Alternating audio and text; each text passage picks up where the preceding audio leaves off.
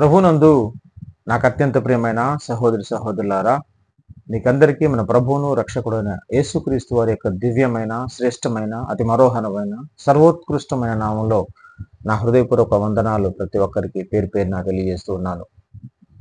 నిన్నటి దినాన creators live ఛానల్లో డాక్టర్ సత్యవేద సాగర్ గారు చాగల్లు నుంచి ఒక ప్రసంగాన్ని యూట్యూబ్లో అప్లోడ్ చేశారు.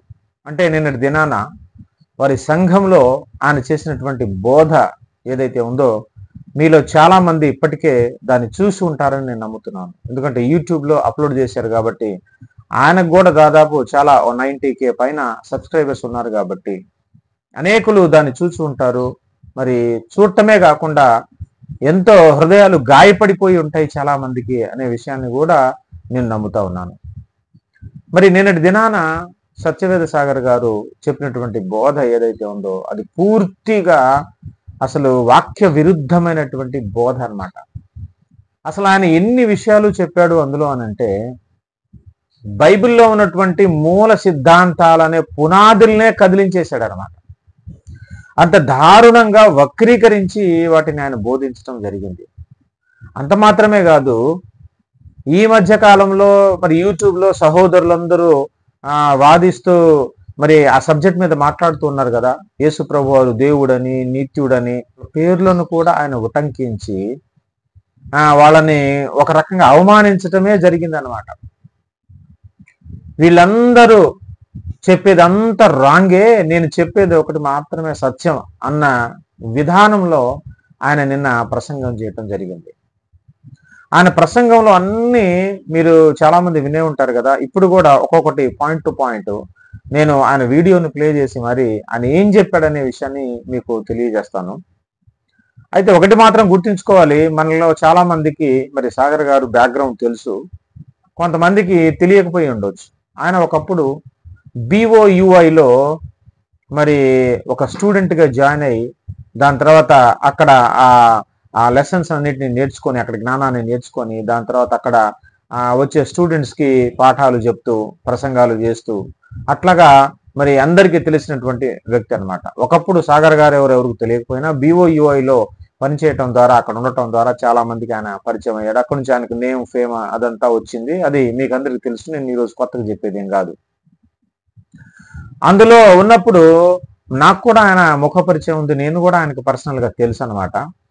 సుమారు ఒక 17 సంవత్సరాల క్రితం, అంటే 2009 ఆ ప్రాంతంలో ఇక్కడ జగేపేట మండలంలో ఉన్నటువంటి ఒక చిన్న కుగ్రామం, మా గ్రామానికి మరి మీటింగ్ ఏర్పాటు చేయడం జరిగింది. ఆయన్ని పిలవటం జరిగింది ప్రసంగికుడిగా. 2 రోజులు పబ్లిక్ మీటింగ్ పెట్టడం జరిగింది. ఆ పబ్లిక్ మీటింగ్లో మరి నేను మొదటి ప్రసంగం చేసిన తర్వాత ఆయన రెండవ ప్రసంగం చేశాడు. చూడండి, ఇదిగో ఇక్కడ మీకు పిక్ కూడా పెడుతున్నాను ఒకసారి. ఇదిగో ఇది ఆ టైంలో పెట్టినటువంటి మనిషి జన్మ ఎందుకు అనే ఈ మహాసభలను, 2 రోజుల సభలను అక్కడ ఏర్పాటు చేయడం జరిగింది. అక్కడ నేను అదిగో మీకు కనిపిస్తున్నటువంటి ఫోటోలో ప్రసంగిస్తున్నది నేనే. మొదటి ప్రసంగం నేను చెప్పిన తర్వాత ఆయన రెండవ ప్రసంగం చెప్పడం జరిగింది. 2009వ సంవత్సరం, అంటే సుమారు 17 సంవత్సరాల క్రితం జరిగినటువంటి విషయం అన్నమాట ఇది. అప్పటి నుంచి నాకు ఇంకా అప్పుడు యూనివర్సిటీలో ఉన్నప్పుడే బాగా తెలుసు. ఎందుకంటే ఒకప్పుడు నేను కూడా అదే యూనివర్సిటీలో MTH వరకు 8 years అక్కడ నేర్చుకున్నాను కాబట్టి నాకు ఆయన బాగా పరిచయం ఉంది. ఆయన చేత అక్కడ మీటింగ్స్ కూడా పెట్టించడం జరిగింది. దాని తర్వాత ఆయన దారి ఆయన అందులోంచి సపరేట్ అయిపోయి వెళ్ళిపోయాడు, సపరేట్ చేసుకున్నాడు. మేము కూడా సపరేట్ అయిపోయి, ఇదంతా స్టోరీ వేరే. అయితే అందులోంచి బయటకు వచ్చిన తర్వాత బైబిల్ గ్రంథాన్ని ఇంకా బాగా చదివి ప్రత్యక్షతలు పొందుకొని అనేకుల భక్తుల గ్రంథాలు చదివి దాని తర్వాత అది అసత్యం అని తెలుసుకొని సత్యాన్ని నమ్ముతూ సత్యంలో ప్రతిష్ఠింపబడి సత్యాన్ని ప్రకటిస్తూ జీవిస్తూ ఉన్నాము నేటి వరకు కూడా. అయితే సాగర్ గారి విషయానికి వస్తే ఆయన బయటికి వెళ్ళిపోయి సపరేట్ అయిపోయి మరి కొత్త సంఘాన్ని ఏర్పాటు చేసుకున్నాడు చాగలులో. కానీ ఆయన ప్రాథమికమైనటువంటి సిద్ధాంతాలు ఏవైతే ఉన్నాయో అవి BOUIలో బోధించిన సిద్ధాంతాలనే నేటికి ఆయన బోధిస్తూ ఉన్నాడు. అంటే వేరే గత్యంతరం లేదు ఆయనకి. ఎందుకనంటే ఇంక అంతకు మించి ఆయన ఆలోచన శక్తి ఇంకా పెరగట్లేదు. ఆ పరిధి ఉంది, ఆయన ఆలోచన శక్తికి పరిధి ఏర్పడింది. అంతకు మించి ఆయన ఆలోచించే పరిస్థితి లేదు.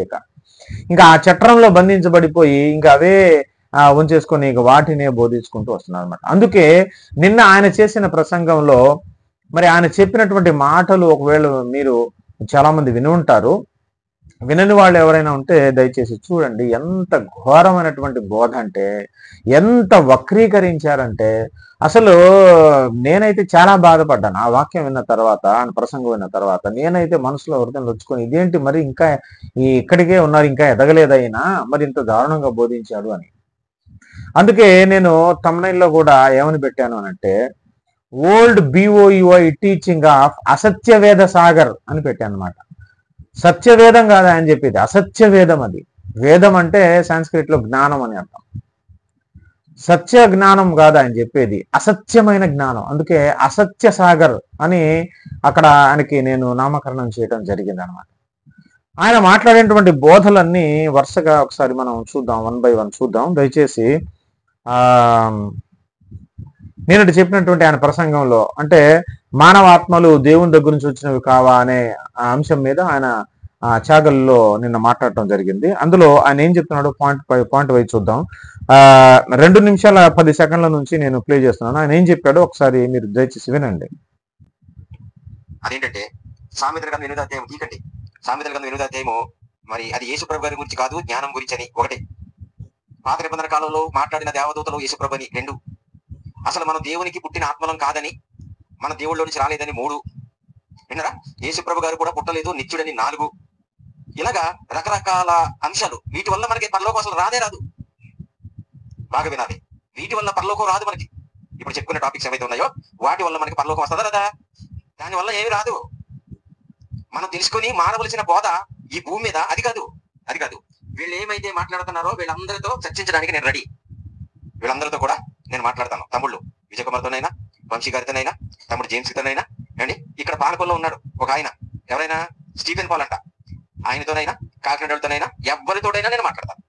మర్చిపోకండి. డిసెంబర్లో కూడుకుందాం, చర్చించుకుందాం. మరి మీరు ఏర్పాటు చేసుకోండి. భోజనాలు పెడతారో, కళ్యాణ మండపం బుక్ చేస్తారో, ప్లేస్ మీదే, భోజనాలు మీదే. చర్చకి నేను వస్తాను, నాతో మాట్లాడండి. ఈ టాపిక్స్ ఏమైనా సరే మీరు ఎంత పెద్దవాళ్ళు తీసుకొచ్చినా సరే నేను మాట్లాడతాను. మీరు చెప్పేవన్నీ తప్పు. ఇంత ధైర్యంగా మాట్లాడుతున్నానంటే ప్రజలకు ఎవరు మాట్లాడరు. చర్చించుకుందామా వద్దామా అంటారు కానీ రారు. చూసారండి, ఇక్కడ సాగర్ గారు ఏం చెప్తున్నారంటే, విజయ్ కుమార్ గారైనా, వంశీ గారైనా, జేమ్స్ గారైనా, పాలకుల్లో ఉన్న స్టీఫెన్ పాల్ గారైనా, ఎవరినైనా తెచ్చుకోండి. మీరు భోజనాలు మీరే పెట్టుకోండి, కళ్యాణ మండపం మీరే బుక్ చేయండి, డబ్బులన్నీ మీరే కట్టండి, నేను ఫ్రీగా వచ్చేస్తాను. వచ్చేసి వీళ్ళందరూ చెప్పేది తప్పేనంట. వీళ్ళందరూ చెప్పేది తప్పే, ఈయన చెప్పేది మాత్రమే వాస్తవం అంట. చూద్దాం ఆయన ఏం వాస్తవం చెప్తున్నాడో. వీళ్ళందరూ చెప్తున్న తప్పులేంటో మనం ఇప్పుడు 1 by 1 చూస్తాం. ఇవన్నీ అంట పరలోకానికి చేర్చవట. పరలోకానికి చేర్చే మాటలు కావంటే అసలు వీటి గురించి అనవసరం అసలు మనం వివాదించడం కూడా అన్నట్టుగా ఆయన చెప్తున్నాడు. అంటే యేసు ప్రభు వారి గురించి తెలుసుకోవటం కానీ, ఆ దేవదూతల గురించి తెలుసుకోవటం కానీ, మన ఆత్మను సృష్టించాడా లేదా అని తెలుసుకోవటం కానీ, ఇవన్నీ పరలోకానికి చేర్చమంట. మరి ఇంకేముంది మరి బైబిల్ గ్రంథంలో? సాగర్ గారిని అడుగుతున్నాను నేను. బైబిల్లో ఉన్నదంతా యేసయ్యను గురించే, ఆయన ప్రత్యక్షతల గురించే. మరి పాత నిబంధనలో దూతలు ఎవరో, యెహోవా దూత ఎవరో ఇవన్నీ పట్టించుకోకపోతే, అక్కడ జ్ఞానం ఎవరో ఏంటో మాట్లాడుకోకపోతే, మనం ఆత్మ ఎక్కడి నుంచి ఎలా తయారు చేశాడు, దేవుళ్ళు సృష్టి ఎలా జరిగింది, మనం ఎలా వచ్చాం అనేది తెలుసుకోకపోతే ఇంకా పరలోక రాజ్యానికి వెళ్ళండి. ఇంక చెప్పేది ఏముంది, చెప్పడానికి ఏముంది? వీళ్ళందరూ చెప్పేది తప్పేనంట. అందరినీ ఆయన ఓడించేస్తాడంట. ఆయన చెప్పినటువంటి మాటలు ఇవన్నమాట. ఇంకా చూద్దాం. ఇంకా ఆయన ఏం చెప్తున్నారు. క్యారెక్టర్, పరిశుద్ధత. తప్పడడుగు లేచినోడు బైబిల్ని చెప్పలేడు. క్యారెక్టర్ లేనివాడు బైబిల్ని చెప్పలేడు. ఒక ఆయన అంటున్నాడు, నేను సరి చేసుకోలేని తప్పులు చేశాను, అవి ఎలా తీసుకోవాలో తెలియలేదు అన్నాడు. కానీ బోర్డు మీద మాత్రం ఎక్స్ప్లెయిన్ చేస్తాడు. ఏంటంట, సరి చేసుకోలేని తప్పులు చేసాం మేము, అయినా కానీ మాట్లాడతారంట. తప్పు చేసినోడు బైబిల్ అర్థమవుతుంది అబ్బాయి. తప్పు చేసినోడికి బైబిల్ అర్థమవుతుంది. కీర్తన గ్రంథంలో చూడండి ఒకసారి. కీర్తన గ్రంథము 50వ అధ్యాయము అసలు బైబిలే చెప్పకూడదు. పాపం చేసినోడు, తప్పు చేసినోడు, వ్యభిచారం చేసినోడు, ఇద్దరు ముగ్గురు పిల్లలతో ఉండి వాకింగ్ చెప్పేవాడు అసలు చెప్పకూడదు. విన్నారా? సరి చేసుకోలేని తప్పులు చేసి వాకింగ్ చెప్పడం నేను ఎవరు చెప్పన్నాడు?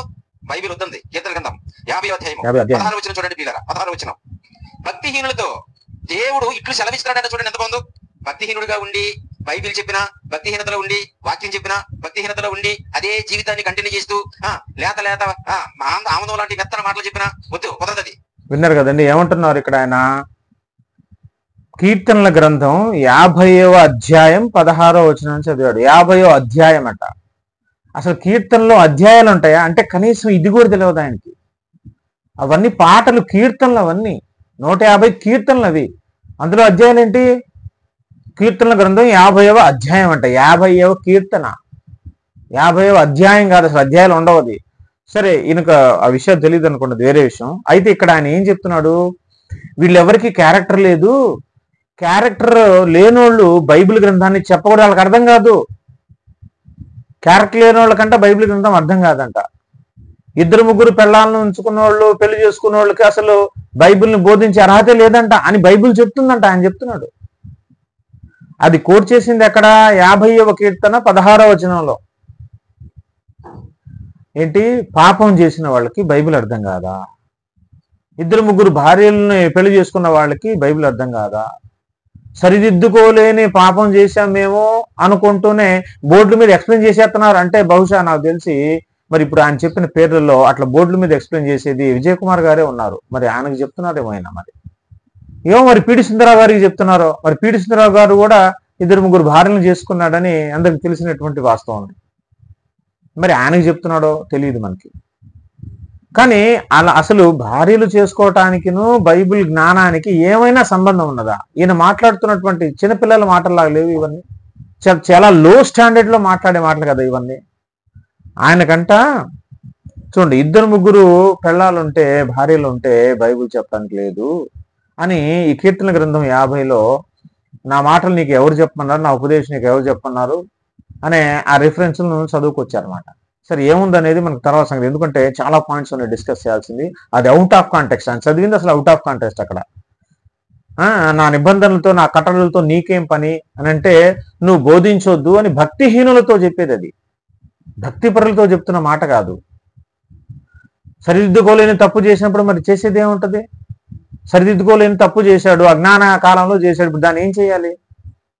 దేవుడికి తెలియదు అవన్నీ? దేవుడు క్షమించడా అడిగినప్పుడు? సరే, వాళ్ళు ఏం చేశారో ఆ సరిదిద్దుకోలేని తప్పు తెలియదు, కానీ ఆయన మాటల్లో చెప్తున్నా నేను. అంటే పరిశుద్ధులే బైబిల్ గ్రంథం చదివితే అర్థమైందంట. అంటే ఈయన చెప్పిన దాని ప్రకారం, ఈయన వ్యాఖ్యానం ప్రకారం ఇప్పుడు దావీదు గారికి బైబిల్ అర్థం కాదు, ఆయనకి జ్ఞానమే లేదు, ఆయన చెప్పేది తప్పే.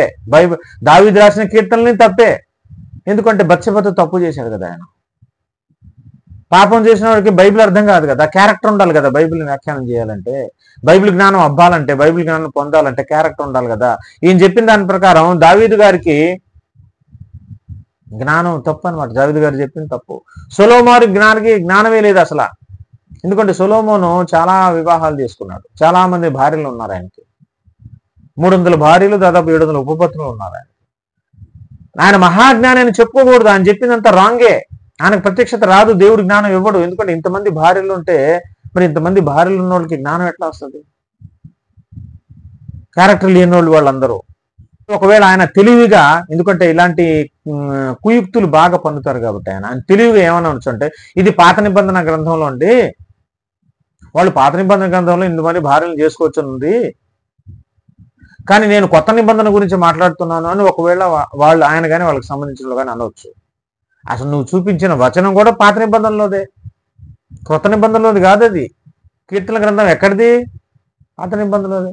రిఫరెన్స్ మాత్రం కోట్ చేయటం మాత్రం పాత నిబంధనలో కోట్ చేయొచ్చు, కానీ అప్లై చేయడానికి మాత్రం కొత్త నిబంధనలు అప్లై చేస్తారా?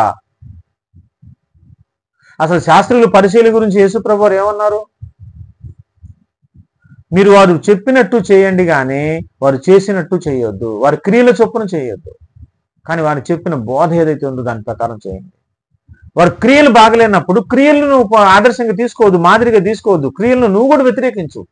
అంతేగాని వాడు చెప్పిన బోధ ఎందుకు తప్పు అవుతుంది? వారు చేసిన పాపానికిను వాళ్ళు చెప్పే వాళ్ళకున్న జ్ఞానానికి అసలు సంబంధం ఏముంటది? భవిష్యత్తులో మనం ఏ తప్పు, ఏ చిన్న పాపం కూడా తెలుసో తెలియకో చేసే అవకాశం లేదా? చేసిన తర్వాత ఇంకా చెప్పేవని అబద్ధం అయిపోతాయా? దేవుడిచ్చిన ప్రత్యక్షత, మంచిగా పరిశుద్ధంగా ఉన్నప్పుడు దేవుడు ప్రత్యక్షత ఇచ్చాడండి. ఒక విషయంలో నీకు క్లారిటీ వచ్చింది, మంచి జ్ఞానం నేర్చుకున్నావు. భవిష్యత్తులో ఎప్పుడో ఒకసారి ఏదో విచారం, ఏదో ఒకటి చేసావు, ఏదో పాపం చేసావు, అప్పుడు నేర్చుకున్న జ్ఞానం అంతా డిలీట్ అయిపోద్దా? చేసిన తర్వాత చెప్తే అదంతా రాంగ్ అయిపోతుందా? చూడండి ఎంత విడ్డూరమైనటువంటి బోధ ఆయన చేస్తున్నాడు. అంటే క్యారెక్టర్ ఉన్న వాళ్ళే బైబిల్ గ్రంథాన్ని చెప్పాలంట, క్యారెక్టర్ లేని వాళ్ళు చెప్పకూడదంట. ఇది సాగర్ గారు చెప్పినటువంటి బోధ. ప్రియమైన దేవుని బిడ్డలారా, గమనించండి, ఒకసారి ఆలోచించండి ఆయన ఏం చెప్తున్నారు అనేది.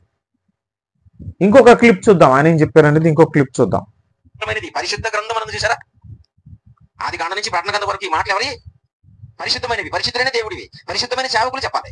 చూసారు కదా, పరిశుద్ధులే చెప్పాలంట, క్యారెక్టర్ లేని వాళ్ళు బైబిల్ చెప్పకూడదంట, క్యారెక్టర్ లేని వాళ్ళు చెప్పేదన్నీ అబద్ధాలేనంట, అవి సత్యాలు కావంట, వాళ్ళకి బైబిల్ అర్థం కాదంట. మరి ఇదే మాట ప్రకారం అయితే మరి క్యారెక్టర్ లేనోళ్ళు, 2-3 భార్యలు ఉన్నోళ్ళు చెప్పేదంతా అబద్ధం అయితే మరి BOEలో పిడి సుందరరావు గారి దగ్గర నేర్చుకున్న బోధే కదా ఈరోజు మీరు ఆత్మల గురించి కానీ యేసుప్రభు దైవత్వం గురించి కానీ మీరు బోధించేదంతా అక్కడ నేర్చుకున్నదే కదా, ఆయన దగ్గర నేర్చుకున్నదే కదా. మరి అబద్ధం కదా అది? క్యారెక్టర్ లేనోళ్ళు చెప్పేదంతా అబద్ధం అని మీరే అంటున్నారు కదా, స్టేట్మెంట్ ఇస్తున్నారు కదా. మరి సుందరరావు గారి దగ్గర నేర్చుకున్న బోధ ఎందుకు చెప్తున్నారు మీరు? మీరు చెప్తేనే సత్యం. ఏమండి, you are contradicting yourself. మీకు మీరే స్వయం వైరుధ్యంగా మాట్లాడుకుంటున్నారు. క్యారెక్టర్ లేని వాళ్ళు చెప్పకూడదు, చెప్పినా అది అబద్ధం, సత్యం కాదు. 2-3 భార్యలు ఉన్నోళ్ళు ఏది చెప్పినా అసత్యమే అంటూనే ఇగో ఈ అబద్ధ బోధ చేస్తున్నారు. ఇదంతా ఎక్కడి నుంచి నేర్చుకున్నారు?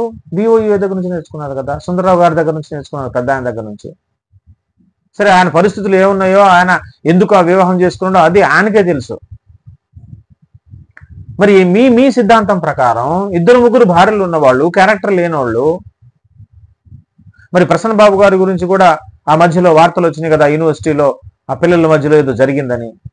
అది అందరికీ తెలిసిన వాస్తవం కదా, యూట్యూబ్లో ఈనాటికి ఉన్నాయి కదా. మరి ఆయన క్యారెక్టర్ లేనట్టే కదా నీ ఉద్దేశంలో. మరి క్యారెక్టర్ లేని వ్యక్తి చెప్పిన ఆ సిద్ధాంతాలని మీరెందుకు చెప్తున్నారు? అది జ్ఞానం కావడానికి వీల్లేదు కదా మీరు చెప్పిన దాని ప్రకారం, మీ వ్యాఖ్యానం ప్రకారం. అసలు ఏం మాట్లాడుతున్నారండి, ఏం బోధలండి అవన్నీ? ఎప్పుడు మారుతారండి మీరు? చెప్పేది పచ్చి అబద్ధ బోధ, మళ్ళీ దానికి సవాళ్ళు. వీళ్ళందరూ చెప్పేది అబద్ధమేనట, ఈయన గారు చెప్పేది మాత్రమే వాస్తవం. అందరు నమ్మేసేయండి.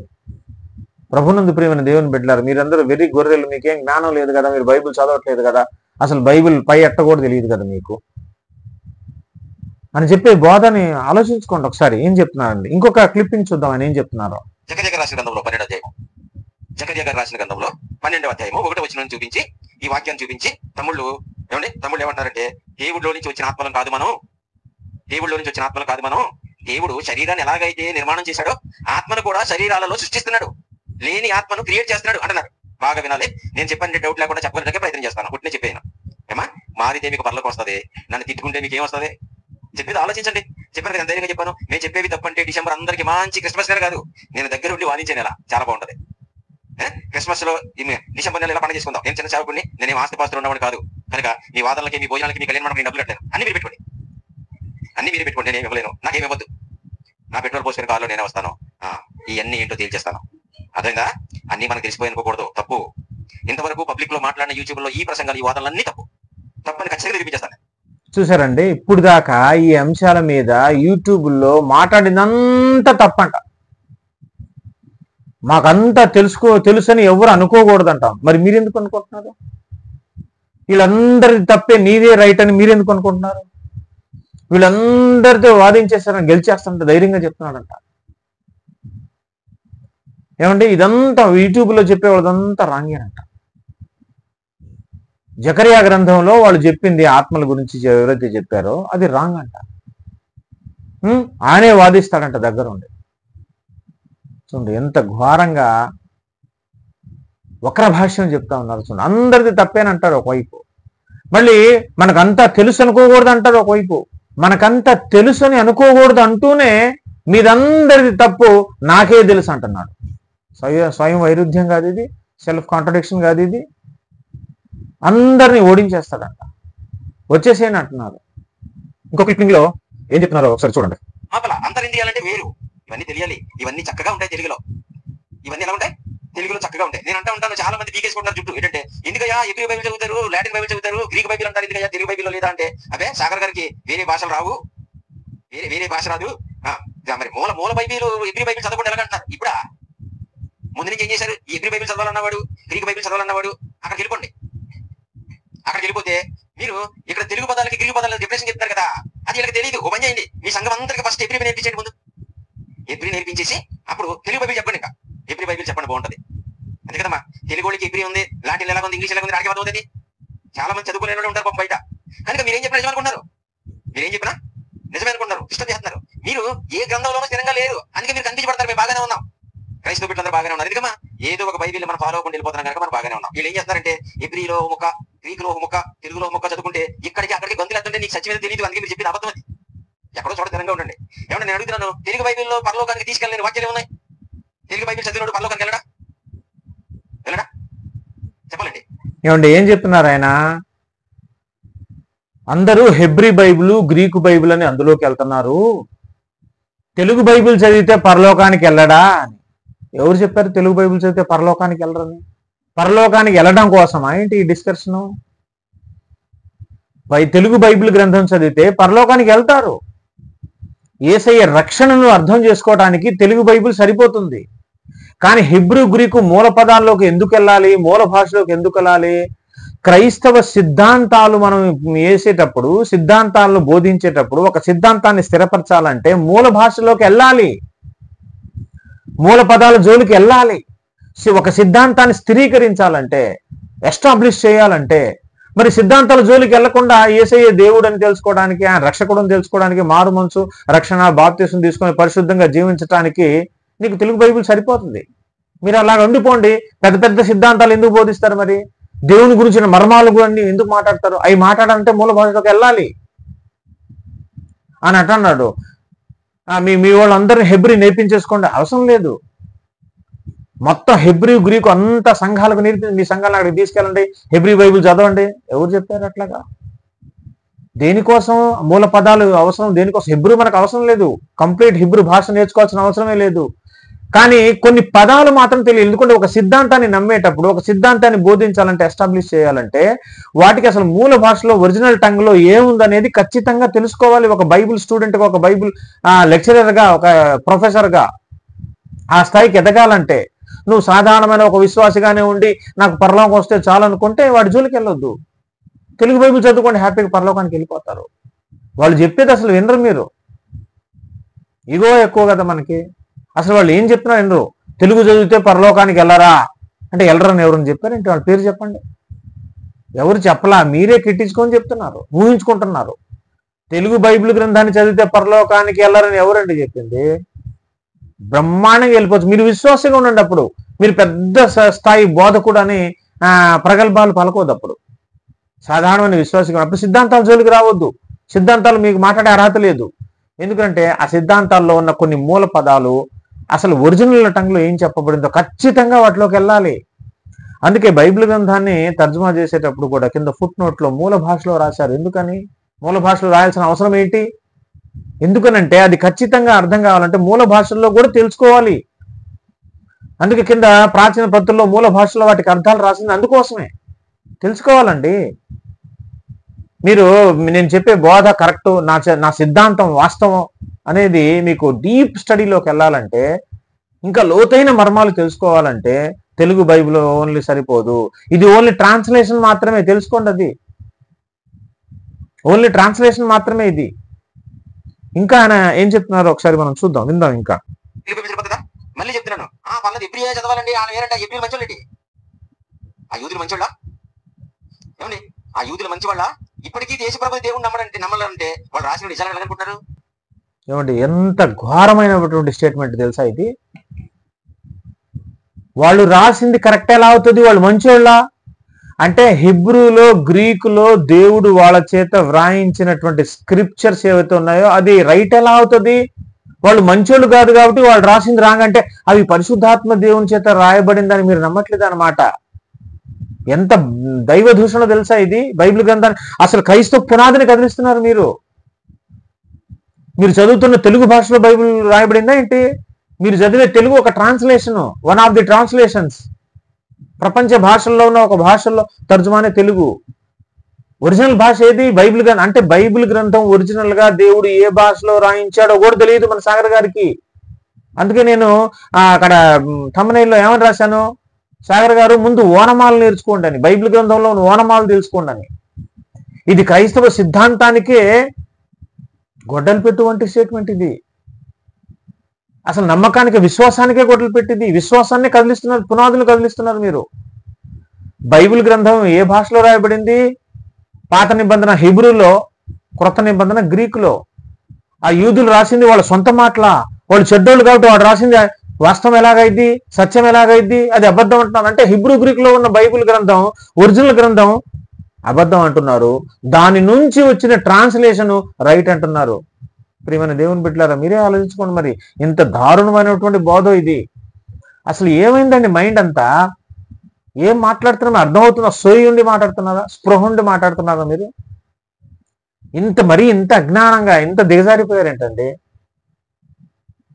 మీకు రాకపోతే చెప్పమాకండి. ఎవరు చెప్పమన్నారు? మీరు చెప్తేనే తెలుస్తుంది క్రైస్తవ ప్రపంచానికి. యూదులు మంచోళ్ళు కాదంట. మంచోళ్ళు కాదు కాబట్టి వాళ్ళు రాసినటువంటి, వాళ్ళ ప్రవక్తలు యూదులు రాసినటువంటి హిబ్రూ గ్రీకు బైబుల్ రైట్ ఎలా అవుతుంది అంటున్నారు. అసలు ఎంత అవివేకమైన మాట అండి ఇది. వాళ్ళు సొంతంగా జ్ఞానంతో రాశారా? పరిశుద్ధాత్మ ప్రేరేపణ చేత రాసింది కాదా సాగర్ గారు? అవి హిబ్రూ గ్రీక్ లో ఒరిజినల్ భాషలో ఒరిజినల్ స్క్రిప్టే రాంగ్ అయితే అందులోంచి కాపీ కొట్టినామని రైట్ ఎట్లా అవుతుందండి? అసలు ఏం లాజిక్ అండి మీరు? అసలు ఏం మాట్లాడుతున్నారు మీరు? ఎవరి మీద అత్త మీద కోపం దొత్త మీద చూపించినట్టు, ఎవరో వ్యక్తులు నీకంటే చిన్నోళ్ళు, నీ కళ్ళ ముందు చిన్నగా నీకంటే వయసు చిన్నోళ్ళు ఉన్నోళ్ళు మహాజ్ఞానాన్ని నేర్చుకున్నారని ఈర్ష్య ఏంటి మీకు? జ్ఞానాన్ని వాళ్ళు చెప్పటం ఏంటి అని కడుపు మంటతో అబద్ధాలు గిట్టిస్తున్నారా? మీరు వాళ్ళ మీద కోపం ఉంటే పర్సనల్ గా కోపం ఉంచుకోండి, కానీ మీరు దేవదూషణ చేస్తున్నారు, బైబిల్ గ్రంథానికి వ్యతిరేకంగా మాట్లాడుతున్నారు. హిబ్రూ గ్రీకు వాళ్ళు చెడ్డోళ్ళు కాబట్టి వాళ్ళు రాసిన హిబ్రూ గ్రీకు బైబిల్ మంచిది కాదంటున్నారు, వాస్తవం కాదంటున్నారు, అసత్యం అంటున్నారు. ఎంత దుర్బోధండి అది.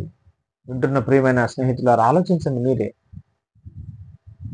ఎంత ఘోరమైనటువంటి వక్రీకరణ అండి అసలు ఇది. క్యారెక్టర్ని బైబిల్ రాయడానికి సంబంధం, పరిశుద్ధాత్మ దేవుని ప్రేరణ చేత రాయించాడండి అది. మనుషులు సొంత జ్ఞానంతో రాసింది కాదు బైబిల్ గ్రంథం.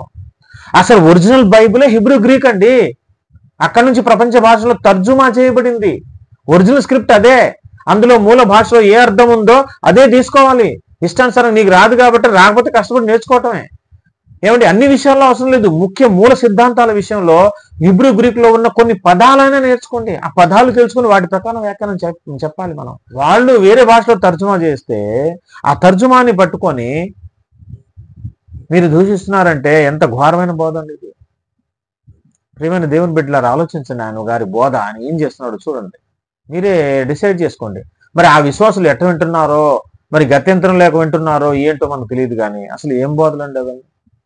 నేను అందుకే ఒక సంవత్సరం క్రితం ఇదే అక్టోబర్ నెల 10వ తారీఖున 2024లో ఒక వీడియోను మరి సాగర్ గారి మీద చేశాను. గౌరవనీయులైన సాగర్ అన్న, మీరు బైబిల్ను వక్రీకరించవద్దని ఒక టైటిల్ మీద కింద డిస్క్రిప్షన్ లో కూడా ఇచ్చాను. ఒకసారి ఆ వీడియో కూడా చూడండి. మన అన్నగారు ఎంత బైబిల్ గ్రంథంలో అసలు ఓనమాలు ఆలు కూడా రావంటానికి ఆ వీడియో మీరు చూస్తే అర్థమైంది. నవ్విపోతారు మీరు, కనీసం నెల రోజులు నవ్వుతారు. అంటే యోబుతో మాట్లాడినది స్నేహితుల, అది జోఫరా, ఎవరు మాట్లాడనేది అది దేవుడు మాట్లాడిన స్వరమా అనేది కూడా తెలియదు ఆయనకి. యోబు గ్రంథంలో చూస్తే ఒక స్నేహితుల తర్వాత ఇంకోడు, ఇంకోటి తర్వాత ఇంకోడు, ఇంకోటి తర్వాత ఇంకోడు, ముగ్గురు మాట్లాడిన తర్వాత యోబు, మళ్ళీ మొదటి స్నేహితుడు, మళ్ళీ రెండో స్నేహితుడు, మళ్ళీ మూడో స్నేహితుడు, మళ్ళీ యోబు, ఇట్లా ఆర్డర్లో ఉంటది వాళ్ళు మాట్లాడిందంతా. కావాలంటే మీరు యోబు గ్రంథం చూడండి. ఎవరితో మాట్లాడుతున్నా అంటే కనీస అవగాహన కూడా లేదు బైబిల్ గ్రంథంలో. అందుకే ముందు బైబిల్లో ఓనమాలు నేర్చుకోండి సార్ అని నేను చెప్పింది, టైటిల్ పెట్టింది ఎందుకోసం అంటే ఇందుకోసమే. నేను కింద డిస్క్రిప్షన్ లో ఆ వీడియో ఇచ్చాను, ఒకసారి చూడండి ప్రియులారా దయచేసి. సంవత్సరం అయింది ఆ వీడియో పెట్టి. ఆయన బైబిల్ జ్ఞానం ఏ కింద దిగువ స్థాయికి ఉందో మీరు చూడండి. అసలు సండే స్కూల్ పిల్లలు కూడా చక్కగా చెప్తారండి. అంటే చిన్న చిన్న విషయాలే అర్థం కాని మీకు, మరి నా తమ్ముళ్ళు ఆ తమ్ముళ్ళు చెప్పింది మీకు ఎట్లా అర్థం అవుతుంది? ఆ స్థాయి జ్ఞానం మీకు లేదు, అది అర్థం చేసుకునే స్థాయి కాదు మీది. ఎందుకని ఓనమాల విషయంలోనే అసలు బేసిక్సే తెలివాయి మీకు. బైబిల్ గ్రంథం ఒరిజినల్ గా దేవుడు ఏ గ్రంథం ఏ భాషలో రాయించాడో అన్న జ్ఞానమే మీకు తెలీదు. ఇంకా పెద్ద పెద్ద విషయాలు ఏమర్థం అవుతాయండి మీకు? ఇంకా దేవుడు ఆత్మ ఎలా చేశాడు, శరీరం ఇంత పెద్ద స్టోరీ, ఇంత పెద్ద పాఠం మీకు ఎట్లా అర్థం అవుతుంది సార్? తెలుసుకోండి ఒకసారి. మరి ఇంత అధ్వానంగా ఉన్నారేంటండి, నాకు అర్థం కాదు. ఇంకో క్లిప్ నేను చూద్దాం ఏమంటున్నారు. నరుని అంతరంగంలో జీవాత్మని సృజిస్తున్నాడంట. సృజించడం అంటే ఏంటి? సృజించడం అంటే ఏంటండి? నిర్మించడం అన్నా, సృజించడం అన్నా, చేయడం అన్నా, ఇవన్నీ పర్యాయ పదాలు. జాగ్రత్త గుర్తుపెట్టుకోండి. సృష్టించడం అన్నా, నిర్మించడం అన్నా, చేయడం అన్నా ఒకటేనంట. ఇవన్నీ నానార్థాలంట. వాస్తవమే అది.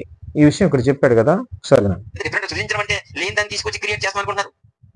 ఇక్కడ చూడండి, మళ్ళీ క్రియేట్ చేస్తాం అనుకుంటున్నారు. ఇక్కడ చూడండి. కాదండి, మనం దేవుని ఆత్మలోనే భాగాలం. తప్పే ఉండదు. ఇలాగనుకున్నా పర్లోకి వెళ్తారు. మనం దేవునిలో భాగాలుగా భూమి మీదకి వచ్చాం, అంతేనా? దేవునిలో భాగాలు ఏంటండి? దేవునిలో భాగాలు ఈ భూమి మీదకి రావటం ఏంటి అంటే, దేవునిలో దైవత్వం ఉన్నది. ఆయన దేవుడు, ఆయన సర్వ సృష్టికర్త. ఆయన స్వభావంలో పాపం లేదు. తన స్వభావానికి విరుద్ధంగా ఏం చేయడు ఆయన. మరి మీరెట్ట పాపం చేశారు, మనం ఎట్ట పాపం చేయగలిగాము? మనలో ఉన్న ఆయనలో భాగమా? ఎక్కడుంది బైబిల్ గ్రంథంలో అట్లా? వినండి ఒకసారి. దేవునిలో భాగాలమే మనం. మళ్ళా దేవుడు ఇంకొక ఆత్మను చేసి, ఇది సాగరు, ఇది ధర్మరాజు, ఇది టిన్ను, లేదంటే ఇది మార్తమ్మ అని అప్పటికప్పుడు ఏం చేయడైనా. ఆత్మలన్నీ ఆల్రెడీ దేవుళ్ళ నుంచి వచ్చేవే. చూడండి. మరి ఆయన నిర్మించింది ఏంటి? చూడండి, ఆదికాండం 2వ అధ్యాయం 7వ వచనం. ఆదికాండం 2వ అధ్యాయము 7వ వచనం. దేవుడైన యెహోవా నేల మంటితో నరుని నిర్మించాడంట. నిర్మించబడింది ఏంటమ్మా? నిర్మించాడు. శరీరం. దేవుడైన యెహోవా నరుని నిర్మించాడు. నిర్మించబడింది ఏంటి? శరీరం నిర్మించాడు. ఆత్మని నిర్మించలేదు. ఆత్మని సృజించడు. తెలుసండి, ఆత్మని సృజించడం అంటే జకర్యా గ్రంథంలో చెప్పింది ఏంటంటున్నారు? నరుని అంతరంగంలో ఆత్మని, జీవాత్మని సృజించాడు అంటే అర్థం ఏంటంటే సెట్ చేశాడు, పెట్టాడు. చూడండి, సృజించాడు అంటే నిర్మించటం అన్నా, సృజించటం అన్నా, చేయటం అన్నా ఒకటే అని ఇందాక అన్నారా? ఇప్పుడు సృజించటం అంటే ఏంటి? సృజించటం కాదంట, సెట్ చేయటం అంట. సృజించడం అంటే అర్థం ఏంటి? ఆల్రెడీ ఏదైనా ఒక వస్తువు ఉందనుకోండి, అది ఎక్కడ పెట్టాలి, దాన్ని ఎక్కడ పెట్టాలి, అది సృజించడం, నిర్మాణం చేయడం. అర్థమైందమ్మా? కనుక ఈ వాక్యంలో మీరు చూస్తే నేల మంటి నుండి దేవుడు నరుని నిర్మించాడు. ఎవరిని? నరుడికి కావలసిన శరీరాన్ని నేల మంటితో నిర్మించాడు. వాని నాసికారంధ్రములలో జీవాత్మను ఊదాడా? శరీరంలో ఇలాగే. ఏమండి, నాసికారంధ్రంలో జీవాత్మను ఊదాడంట. ప్రియ స్నేహితులారా, మీ బైబిల్ చెక్ చేసుకోండి ఒకసారి. నాసికారంధ్రంలో జీవ వాయువును ఊదాడని అయితే నా బైబిల్లో ఉంది. మరి మీ బైబిల్లో, మరి ఆయన బైబిల్లో అట్లా ఉందేమో. నాసికారంధ్రంలో జీవ ఆత్మ ఊదాడంట. ఏమండి, చదవటం కూడా రాదండి? సాగర్ గారు, మీకు ఏం చదువుకున్నారు? మీరు డిగ్రీ చదివారా? 10th క్లాసా, 7th, 6th? నాకు అర్థం కావట్లా. మీకు చూసి చదవటం కూడా రాదా? నాసికారంధ్రంలో జీవ ఆత్మను ఊదాడని ఉందా? సరే, ఏదో సడన్ గా ఒక్కసారి అంటే ఏదో టంగ్ స్లిప్ అనుకోవచ్చు. ఒకసారి కాదు, క్యాల్కులేటర్ కాలం చెప్తున్నాడు, చదువుతున్నాడు ఆయన. చూద్దాం ఆయన ఏం చెప్తున్నాడు. ఆత్మ చేశాడా? ఏమా జీవాత్మను ఊదాడంట. బాగా విన్నారా? నరు నుండి, నేల మంటి నుండి నరుని చేసిన తర్వాత అతని నాసికారంధ్రములు అంటే ఎక్కడి నుంచి? ముక్కుల్లో నుంచి. అంటే కిందకు వచ్చి ఊదరనుకోకండి, ఆ ఊదరం కూడా పైనుంచే. అర్థమైందా? దేవుడు చేతితో చేసి చాలా పడుకోబెట్టేసి మనకులాగే చూడండి, హార్ట్ అటాక్ వచ్చిన ఎలాగైతే ఏది చేస్తారంటే సిపిఆర్ చేస్తారు కదా, అలాగా మన ముక్కులోకి వచ్చి దేవుడు ఊదేంత చిన్నవాడు కాదు. ఆయన అక్కడి నుంచి చూస్తేనే ఎగిరిపోతుంది డెడ్ బాడీ. ఆయన అక్కడి నుంచి ఊదాడని ఇందాక చెప్పాడు. అక్కడి నుంచి ఊదితేనే డెడ్ బాడీ ఎగిరిపోద్ది అన్నాడు. మరి అక్కడి నుంచి ఊదితే ఆదాము డెడ్ బాడీ ఎగిరిపోలేదే. అసలు ఏం మాట్లాడుతున్నారండి మీరు? మాట్లాడేది అసలు కనీసం మీకన్నా అర్థమవుతుందా? కిందకొచ్చి ఊదలేదంట నాసికారంధ్రంలో. మరి అక్కడి నుంచి ఊదితే నాసికారంధ్రంలోనే ఎందుకు వెళ్ళాలో మరి అది చెప్పలేదు. ఇప్పుడు అక్కడి నుంచి ఊదినప్పుడు నాసికారంధ్రంలోనే వెళ్తుందా? ఆయన మట్టితో చేశాడని బైబిల్ గ్రంథం చెప్తుంటే ఆయన అక్కడి నుంచి ఊదాడంట. అక్కడి నుంచి ఊదాడని ఆయనే చెప్తాడు. అక్కడి నుంచి ఊదితేనే డెడ్ బాడీ ఎగిరిపోద్ది అన్నాడు. మరి డెడ్ బాడీ ఎగిరిపోయే కాడికైతే ముక్కులో ఎట్లా అవుతుంది? ఏమండి అసలు, ఏం బాధలండి? ఏమైపోయిందండి మీ బుర్ర? నాకు అర్థం కాదు. ఆయన పరలోకం నుంచి ఊదితేనే ప్రపంచం ఎగిరిపోతాయి. మర్చిపోకండి, దేవుణ్ణి చిన్నగా ఏళ చేసేసి మనం దేవుని ఉనికి తగ్గించేసామంటున్నారు కదా. శరీరం దగ్గరికి వచ్చి ఊదిన దేవుడు అయితే ఆ దేవుని శక్తిని మీరు తగ్గించేశారా, మేము తగ్గించేసామా? అసలు ఏం చెప్తున్నాడండి ఆయన? శరీరంలోకి వచ్చి ఊదాడని చెప్తున్నోళ్ళు ఆయన్ని తగ్గించేసినట్టంట. ఈయన హెచ్చిస్తున్నాడంట. ఆయన చాలా పెద్ద దేవుడు కాబట్టి ఇక్కడికి రావటం ఏంటి? అక్కడి నుంచే ఊదేశాడండి. ఆయన గొప్ప చేస్తున్నాడంట. మీరు అక్కడున్న దేవుణ్ణి కిందకి తీసుకొచ్చి ముక్కులో ఊదాడని చెప్తున్నాడు. మీరు చిన్నోళ్ళు చేస్తున్నారని చెప్తున్నాడండి. చిన్నోడైపోతాడు ఆ దేవుడు. అసలు మీ మధ్యలో నివాసం చేస్తాను నేను, మందిరం కట్టమని మోషేకి చెప్పింది దేవుడు. నీ హృదయంలోకే వచ్చి నివాసం చేస్తానని చెప్పిన దేవుడు ఆయన తగ్గిపోయినట్ట, ఆయన మహిమను తగ్గించినట్లా, ఆయన చిన్నోడు చేసేసినట్లా ఏం బోధ చేస్తున్నారండి? నాకు అర్థం కాదు. దేవుడు ఆత్మలు మనలో ఊదాడంట. ఈ బోధ ఏది? BOUIలో చెప్పినటువంటి బోధ ఇది. మీరు కావాలంటే వెనక్కి వెళ్ళి మరి BOUIలో ఒకసారి యూట్యూబ్ వీడియోస్ ఒకసారి చూడండి. పుట్టని వానికి మేలుందా అనే ఒక అంశం మీద వాళ్ళు పిడిసినరావు గారు కానివ్వండి, ఈయన కానివ్వండి మాట్లాడేటువంటి వీడియోలు ఉంటాయి, చూడండి ఒకసారి. పుట్టని వానికి మేలుందా, అందులో చెప్తారు ఇవన్నీ. వీళ్ళు చెప్పే సిద్ధాంతం ఏంటంటే ఆ విషయాలు ఇందులో వివరించలేదు. కానీ ఈయన నమ్మింది ఏంటి, ఈయన బోధించేది ఏంటంటే దేవుడంట ఆదాములోకి ఆత్మలన్నీ ఊదేశాడంట. భూమి మీద ఎంతమంది ఆత్మలు పుట్టాలని అనుకుంటున్నారో, ఆయన అనుకున్నాడో, ఏది స్టార్టింగ్ నుంచి అంతం వరకు ఎంతమంది రావాలని భూమి మీద ఆయన సంకల్పించాడు, మొత్తం ఆత్మలని ఆదాములు ఊదేశాడంట. ఇప్పుడు దేవుడు ఆత్మలన్నిటిని ఆదాములు ఊదితే, ఆదాము తన భార్యను కలవటం ద్వారా, తనకు పిల్లలు పుట్టడం ద్వారా ఆ పిల్లల్లోకి ఈ ఆత్మలన్నీ ఆ పిల్లలకు ట్రాన్స్ఫర్ అయిపోతాయంట. ఆ పిల్లల నుంచి ఇంకో పిల్లడికి ట్రాన్స్ఫర్ అయిపోతాయంట. అంటే ఆదాములో ఉన్న ఆత్మలన్నీ తన కుమారులోనికి వచ్చేసాయంట. మరి ఆదాముకి కయీను ఉన్నాడు, హేబెను ఉన్నాడు. అంటే కయీన్లో సగం ఆత్మలు, హేబెన్లో సగం ఆత్మలు వెళ్ళాయా? ఎట్లాగా? మళ్ళీ షేతు కూడా పుట్టాడండో ఈ తర్వాత, ఆయనలో కొన్ని ఆత్మలు వెళ్ళాయా విభజించి. మళ్ళీ కుమార్తెలు కూడా పుట్టారు ఆదాముకి, అందులో కొన్ని ఆత్మలు వెళ్ళినాయా? ఎవరిలోకి ఎన్ని ఆత్మలు వెళ్ళినాయి? అసలు ఏం బోధ ఇది? పిచ్చి బోధ ఇది, పిచ్చి సిద్ధాంతం ఇది.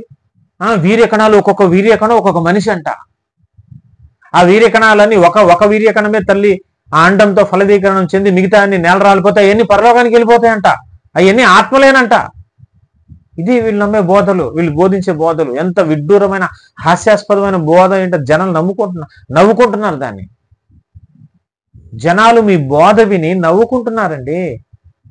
మీ ముందు కూర్చున్న అమాయకులు ఒకవేళ ఎంజాయ్ చేస్తున్నారేమో కానీ, అబ్బో మహాజ్ఞానం మా అయ్యగారు చెప్పేది అంటున్నారేమో కానీ, బయట అదర్ డినామినేషన్స్ వాళ్ళు నవ్వుకుంటా, కనీసం బేసిక్స్ కూడా లేవేంటి వీళ్ళకని.